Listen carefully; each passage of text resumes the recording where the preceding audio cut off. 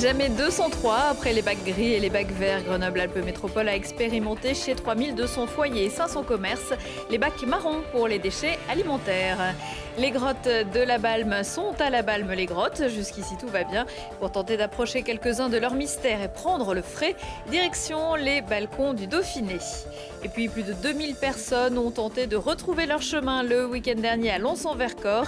Il s'agissait des participants du championnat de France de course d'orientation, longue distance et relais. Bonsoir à tous, ravi de vous retrouver dans ce JT du mardi 26 juin 2018, toutes les heures à partir de 18h. 10 minutes pour faire le tour de l'actu du Grand Grenoble. Le corps du randonneur disparu depuis dimanche dans le secteur de la Grande Valloire, dans le massif de Beldonne, a été retrouvé ce mardi matin par les secouristes sur la commune de la Ferrière d'Alvar. Pierre Jeannot aurait fait une importante chute en traversant une arête qui menait au sommet du Puy Gris à 2700 mètres d'altitude.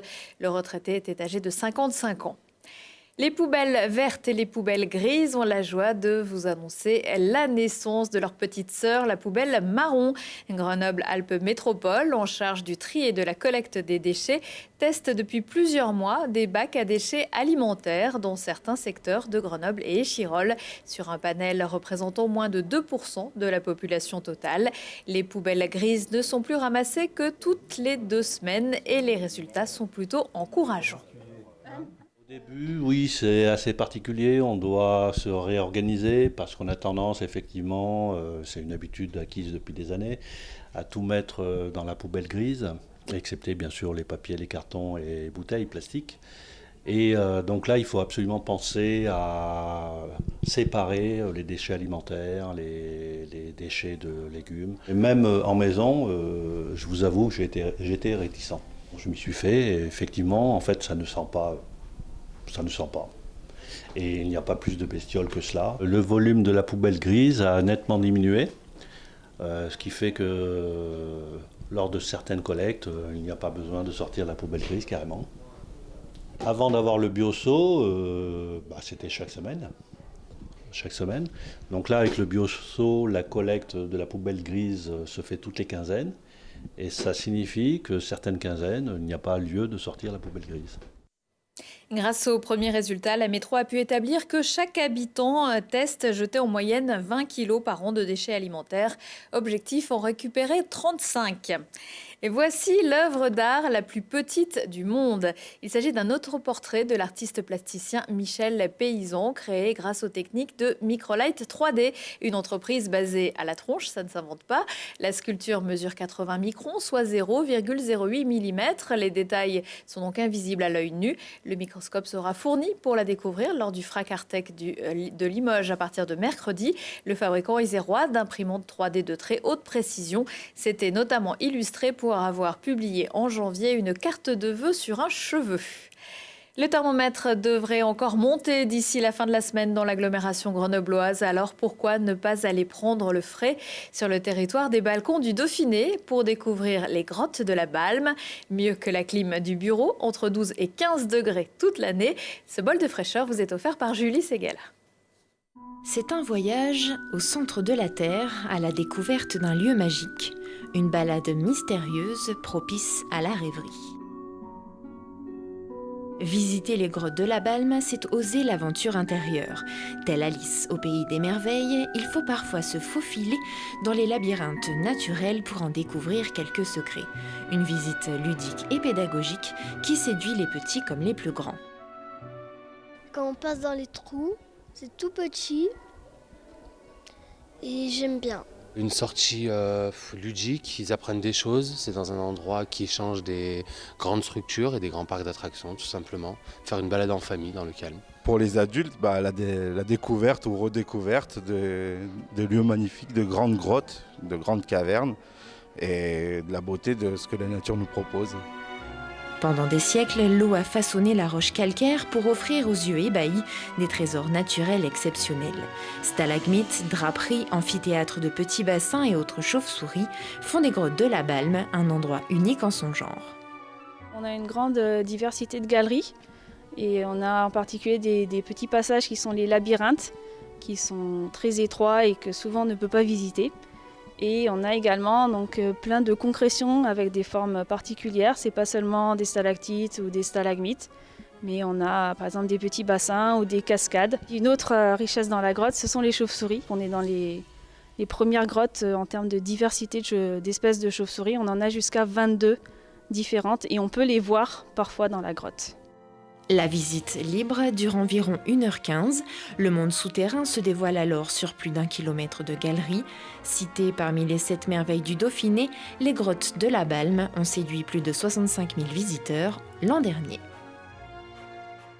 Et si vous voulez en faire partie, les grottes sont ouvertes tous les jours de 11h à 19h jusqu'au 2 septembre. Il n'existe pas encore de course d'orientation dans des grottes. L'idée est peut-être à creuser. En attendant, c'est à l'air libre sur le plateau du Vercors que se déroulait samedi et dimanche le championnat de France de course d'orientation. Un terrain de jeu exceptionnel. Pourtant, pas le temps d'observer le paysage. Hugo Marseille. 1-0 et c'est parti. Sprinter, carte en main, pour être le premier dans la forêt.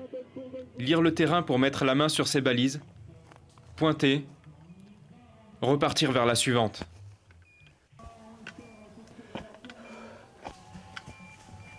Un effort violent, une demi-heure à se débattre à flanc de montagne, dans les bois ou dans les herbes hautes.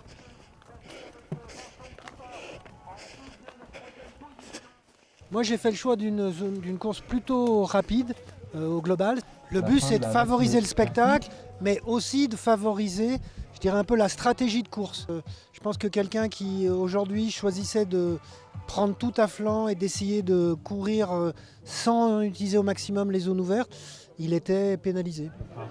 À domicile, les Vertacomicoriens ont joué les premiers rôles. Sous les couleurs d'Aujura, le Saint-Nizard Olivier Blanc-Tranchant a décroché le titre de vice-champion de France de course longue. J'attendais ça depuis pas mal d'années, puisque ça fait un moment qu'on attendait des championnats dans le Vercors, depuis 2012 quoi. Et du coup, j'ai préparé ça vraiment sérieusement, cette longue distance, qui me tenait à cœur, quoi. Lors du relais, un trio de juniors locaux a pris la 3e place au terme d'une course serrée. C'était vraiment l'objectif là, c'est notre dernière année où on peut le faire en jeune. Et c'est chez nous, et on savait qu'on avait l'équipe pour perfer quoi. Vainqueurs ou pas, les athlètes ont tout donné pour leur club. Les dames 16, les dames 20, les dames...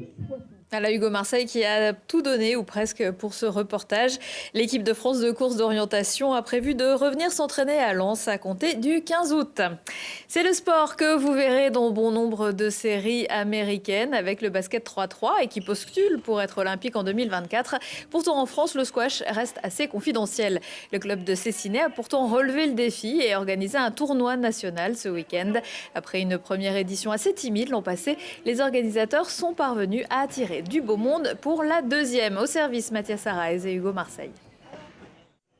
L'année dernière, on avait commencé à vouloir refaire des Open nationaux ici, dans ce club, parce qu'on avait arrêté de le faire pendant quelques années, parce qu'on n'avait pas peut-être les ressources pour le faire. Donc ça se prépare à peu près 1 an à l'avance.